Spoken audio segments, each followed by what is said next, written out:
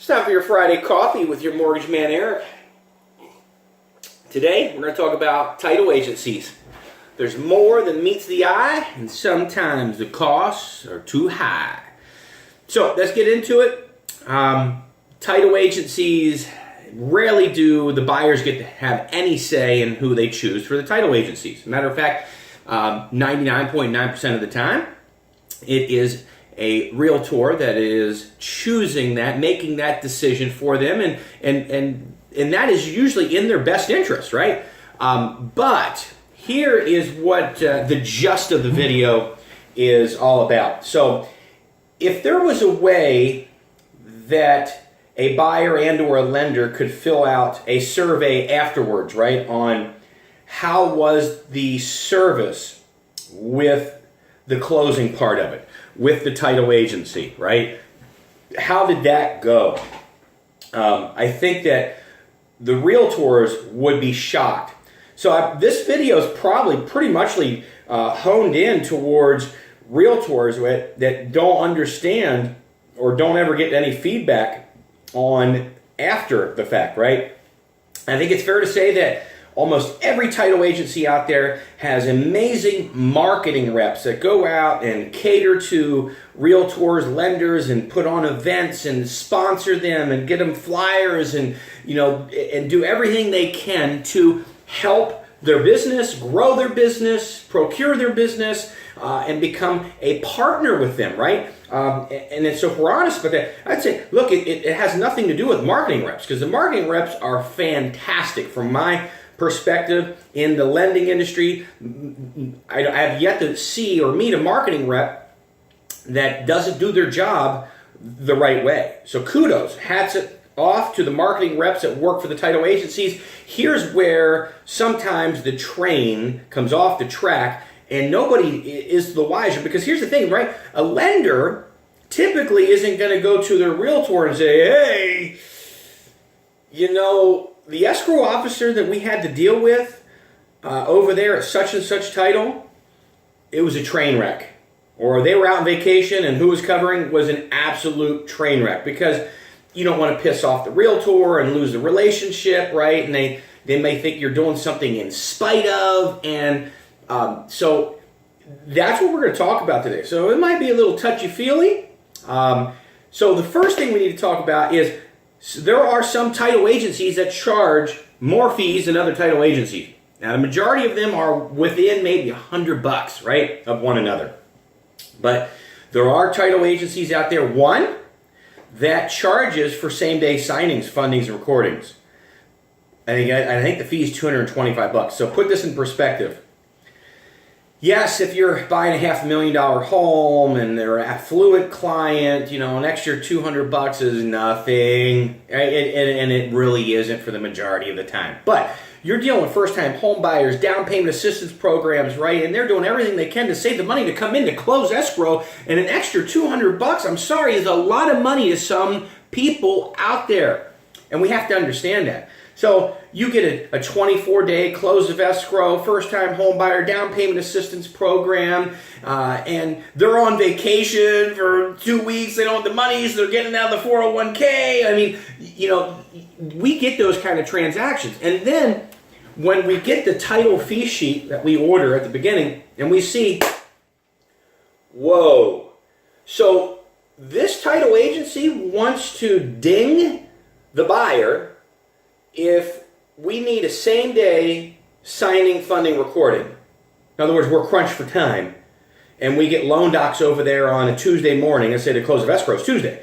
We get loan docs over there on Monday late or Tuesday morning, or they just can't sign because of the CD seasoning period.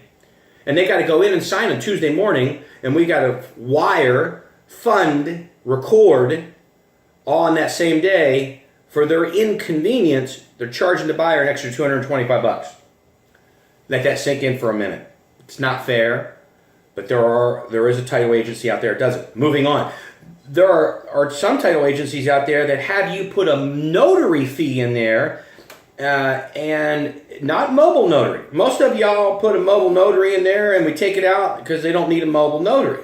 There are some that leave a notary fee in there, $150, $200 notary fee. There's an extra $150, $200. And here's the interesting thing about that is that you find out that, oh, well, our office is too busy. We're a high volume office. And because of that, the escrow officer can't sign your client. Sometimes the escrow officer assistant can't even sign your client. So they bring in signers. Now let me tell you this. If you're a first-time home buyer, you've never been through the gauntlet before, and you get a mobile notary signer or just a signer that does your closing loan documents for you, it's not a good transaction. It's not a good feeling to go through. Those buyers are going to have questions, and they kind of want to be walked through it, and they have a question, they want their question answered. A notary, a mobile notary, a signer, they don't answer those questions. They're there to sign. That's it. Oh, you got a question, you need to ask your escrow officer or your lender. That's their response. So I just ask you to pause, because that's not a friendly transaction to these buyers, that you are going through this huge office because of their volume and prestige and whatever. And I think that if we're honest with ourselves, we know that some of the largest real estate teams and lending teams out there with these names, and I'm not mentioning underneath of them, right? That you'll never see that person, you'll never talk to that person, you'll never get an email from that person. You might get a Christmas card stamped, right, later on down the road from that person-ish.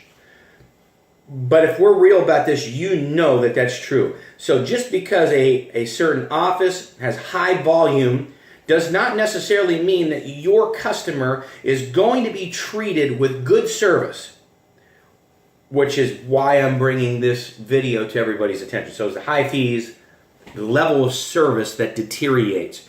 Is your escrow officer signing your clients? Something that you should know as a realtor, right? Well, they're too busy. Well, is it the escrow officer's assistant that's going to sign your clients?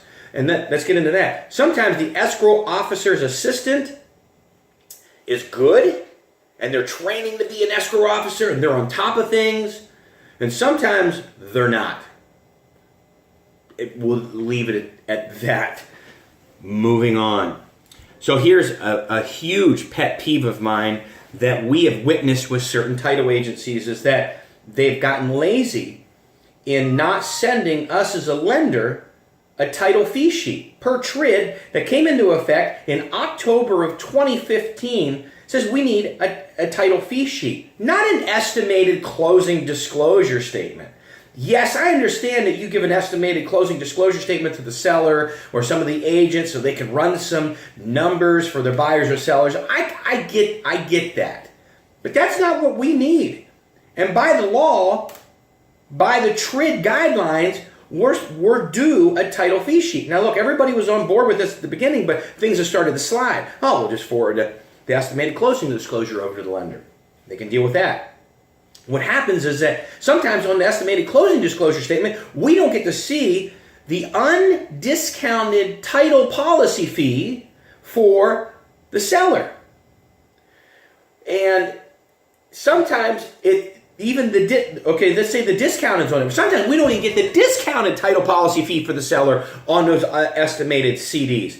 And we need them. Per TRID guidelines, we're supposed to be disclosing on day one of the loan estimate the undiscounted title policy premium for the buyer and the seller. I didn't make the rules. I'm just abiding by them. Yes, I'm aware that some of the lenders and title agencies are starting to fudge that and being a little lackadaisical in that approach. Who does it hinder? Obviously, the consumer. Those things were put into place to disclose to the consumer. And that's what we're going to do. That's what we should be doing.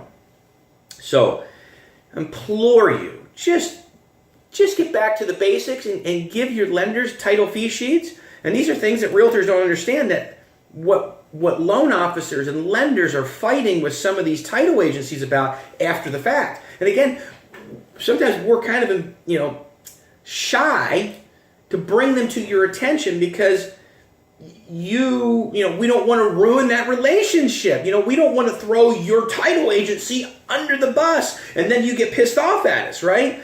So, but there's more than meets the eye, and sometimes the fees are too high. Moving on. Title agencies in different regions. So, we do some business in Tucson, right? And I'm going to tell you, the title agency down there in Tucson versus the title agencies in the Phoenix area are grossly different. Could not be more polar opposite. Here's how.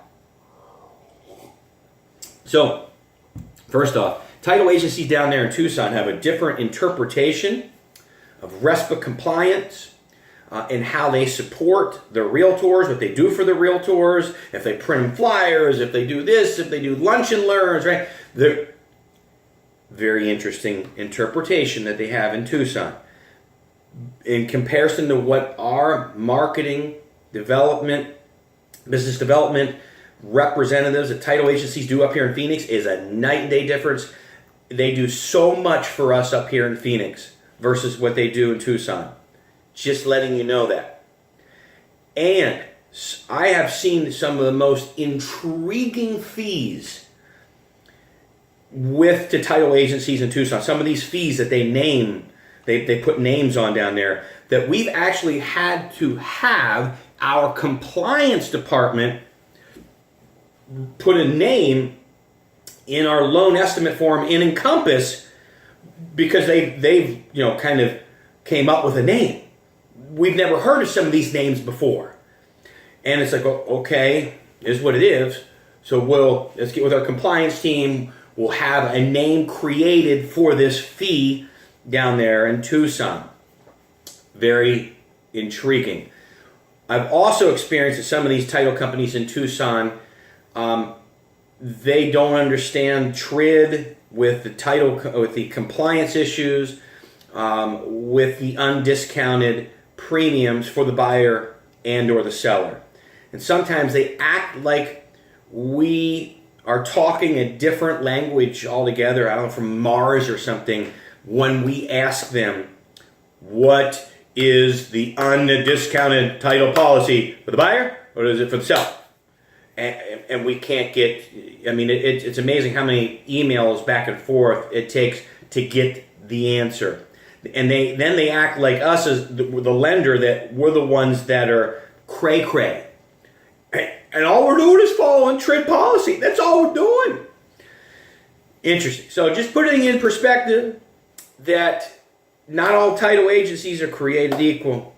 And we're diving into that today, right?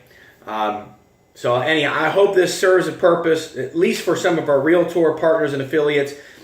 We would love for our realtor affiliates to ask us how the transaction went after the fact. We'd even be happy to fill out a survey in hopes that you don't get pissed off at us.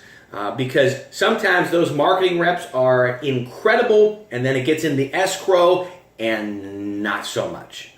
Keep that in mind. With that said, it's Friday Coffee with your mortgage man Eric, and I'm running late. I got to get my rear end over to Severar for the monthly affiliate meeting. All jazzed on coffee. And if you made it this far, you just won $1 million.